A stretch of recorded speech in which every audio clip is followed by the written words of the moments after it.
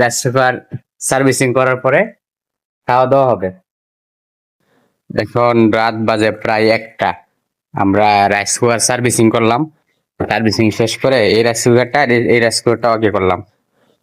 ওকে করে আমরা রাইস কুকারটাতে খিচুড়ি রান্না করলাম। রাইস কুকারটা ওকে আছে কিনা দেখার জন্য। একবারে পারফেক্ট।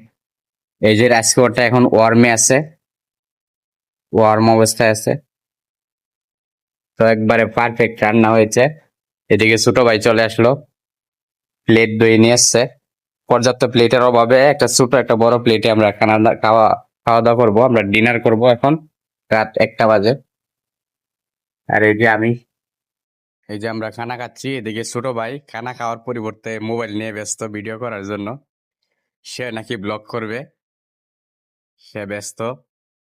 সে এক হাতে মোবাইল আর এক হাতে খানা খাচ্ছে। কেমন হয়েছে খাবার? সেই স্বাদ না? ওকে।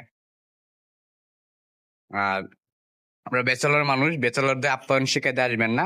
দেখেন ব্যাচেলররা কিভাবে খাবার খানা খায়। ব্যাচেলরদের প্লেটের অভাব হয় না। রাইসে করে পাতিলি বসে গেছে একজন। রাইসে করে পাতিলে বসেই খায় ফেলতেছে। কেউ দাঁড়ায় খায়, কেউ বসে খায়। আমি মুরব্বী মানুষ, একটু বসেই খাই। এই হচ্ছে স্বাদ, সেই স্বাদ আর কি। সেই আর একটা ফ্রিজ আছে, ওটাও সার্ভিসিং করা হবে। একটা ফ্যান আছে, এটাও সার্ভিসিং করা হবে। এই হচ্ছে আমাদের সংসার, ব্যাচেলর সংসার। ঠিক আছে, অসাক্ষী যে আমরা একটা কাজ করছি। কাজ করতে গিয়া এই এখন কাজ করার পরে এই যে দেখেন অবস্থা, কুক হইতেছে আপনার রাইস কুকার অলরেডি কুক হইতেছে। এই যে এই অবস্থা দেখেন, এই দেখেন বাইজিদের অবস্থা।